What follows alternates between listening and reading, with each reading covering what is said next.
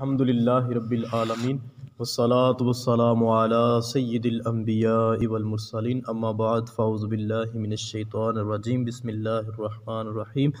صلو علی الحبیب الصلاة والسلام علیک یا رسول اللہ وعلی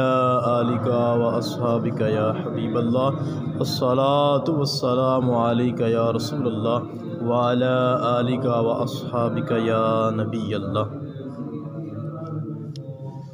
معزز سامعین، کل ہم نے بات کی تھی صلہ رحمی کے بارے میں، یعنی رشتہ داروں کے ساتھ تعلق کو توڑنے کی بجائے ان کے ساتھ تعلق کو جوڑے رکھنا، اس کی اہمیت و فضیلت کے بارے میں بات کی تھی۔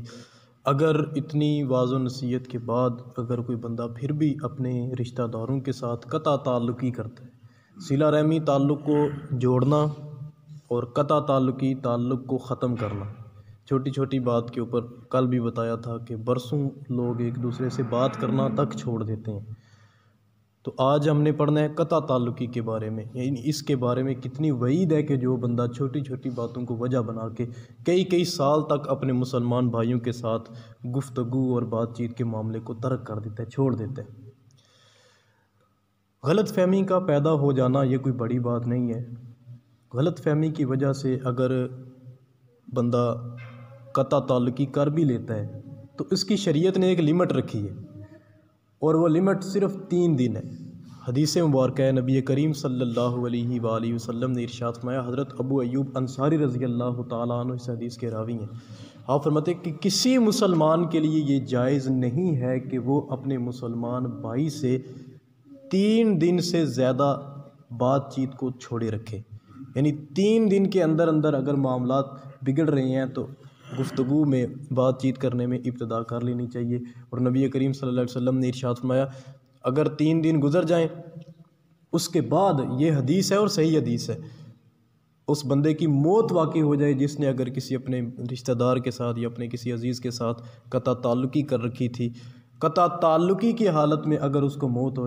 آ جائے تو وہ کوئی عام موت نہیں، وہ جہنمی بندے کی موت مرے گا۔ ہمیں غور کرنا چاہیے،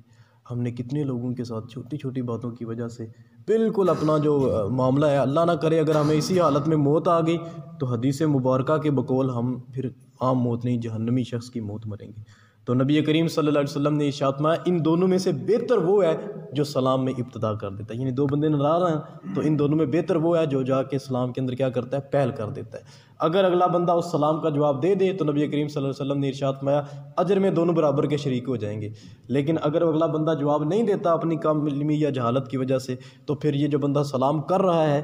اس کے ذمہ جو قطع تعلقی کا گناہ تھا وہ اس کے نامہ اعمال سے ختم ہو جائے گا، دوسرے بندے کے اوپر باقی رہے گا۔ اس لیے ہمت کر کے، ہوتا کچھ بھی نہیں، 1 منٹ کی گیم ہوتی ہے، بندہ جا کے السلام علیکم کہہ دے، اگلا بندہ جواب دے یا نہ دے اس کی مرضی، اپنی طرف سے سلام کرنے کی ابتدا لازمی کرنی چاہیے۔ حضور نبی کریم علیہ الصلوۃ والسلام کی ایک اور حدیث ہے، حضرت ابو ہریرہ رضی اللہ تعالیٰ عنہ اس حدیث کے راوی ہیں۔ حضرت ابو ہریرہ رضی اللہ تعالیٰ عنہ لوگوں کو درس حدیث دیا کرتے تھے، ایسے بٹھا کے جیسے ہم بھی درس حدیث کی نشست میں بیٹھے ہیں، تو ایسے حضرت ابو ہریرہ رضی اللہ تعالیٰ عنہ لوگوں کو درس حدیث دیا کرتے تھے۔ تو ایک دن آپ نے درس حدیث دینے سے پہلے جتنے لوگ بیٹھے تھے سب سے کہا، اگر ہمارے درمیان کوئی ایسا شخص ہے جو اپنے رشتہ داروں کے ساتھ قطع تعلقی کرتا ہے تو وہ ہمارے درمیان سے نکل جائے۔ ایک بندہ اٹھا، اس کی اپنی پھپھو کے ساتھ کوئی ناراضی تھی، گیا جا کے پھپھو کو راضی کیا، واپس آنے لگا تو پھپھو نے اسے کہا کہ پہلے تو کبھی میرے گھر نہیں آیا، تو میرے ساتھ ناراض تھا، آج کیوں آیا ہے؟ تو اس نے کہا کہ حضرت ابو ہریرہ رضی اللہ تعالیٰ عنہ نے کہا ہے کہ اگر کوئی بندہ ہمارے درمیان اپنے رشتہ داروں سے قطع تعلقی کرنے والا ہے تو وہ ہمارے درمیان سے نکل جائے۔ تو اس کی پھپھو نے کہا کہ جا کے حضرت ابو ہریرہ سے پوچھنا ضرور کہ آپ نے ایسا کیوں ارشاد فرمایا۔ وہ صحابی رسول تھے، دوبارہ حضرت ابو ہریرہ کی مجلس میں آئے اور پوچھا کہ آپ نے پہلے کبھی نہیں ایسے کہا، آپ نے ایسا کیوں کہا کہ کوئی قطع تعلقی والا ہے تو وہ ہماری مجلس سے نکل جائے؟ تو حضرت ابو ہریرہ رضی اللہ تعالیٰ عنہ نے ارشاد فرمایا کہ میں نے نبی کریم صلی اللہ علیہ وآلہ وسلم کو یہ فرماتے ہوئے سنا کہ جس مجلس کے اندر اپنے رشتہ داروں سے قطع تعلقی کرنے والا موجود ہوتا ہے، اللہ تبارک و تعالیٰ اس پر اپنی نظر رحمت نہیں کرتا، اس مجلس پر اللہ رب العزت اپنی رحمت بری نگاہ نہیں کرتا جس مجلس کے اندر کوئی قطع تعلقی کرنے والا موجود ہو۔ تو اس لیے ہمیں بھی کوشش کرنی چاہیے اگر غلط فہمیوں کے بنا پر کسی سے معاملات خراب ہیں تو انہیں درست کیا جائے۔ حضور نبی کریم صلی اللہ علیہ وسلم کی بڑی پیاری حدیث مبارکہ ہے، لا تکون، اس حدیث کے اوپر عمل کرنا مشکل تو ہے لیکن عمل کرنا بھی ضروری ہے۔ لا تکونوا اماتا، نبی کریم صلی اللہ علیہ وسلم نے ارشاد فرمایا یا تم کمزور رائے والے لوگ نہ بنو۔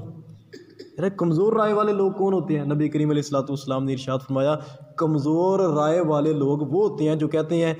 اگر لوگوں نے ہمارے ساتھ اچھا سلوک کیا تو بدلے میں ہم بھی اچھا سلوک کریں گے، اگر لوگوں نے ہمارے ساتھ برا سلوک کیا تو بدلے میں ہم بھی برا سلوک کریں گے۔ آخر میں نبی کریم علیہ السلام نے ہمیں اس بات کے اوپر مضبوط کیا کہ اس بات پر اپنے آپ کو آمادہ کر لو، مضبوط کر لو کہ اگر لوگ ہمارے ساتھ اچھا سلوک کریں گے تو بدلے میں ہم اچھا سلوک کریں گے، اگر لوگ ہمارے ساتھ ظلم و زیادتی بھی کریں گے تو ہم انہیں معاف کر دیں گے۔ یہ جو اعلیٰ ظرف لوگ ہوتے ہیں ان کی نشانی ہے۔ کمزور رائے والے لوگوں کی نشانی یہ ہے کہ وہ کہتے ہیں کہ جیسا لوگ ہمارے ساتھ کریں گے بدلے میں ہم بھی کیا کریں گے، ویسا ہی کریں گے۔ اس لیے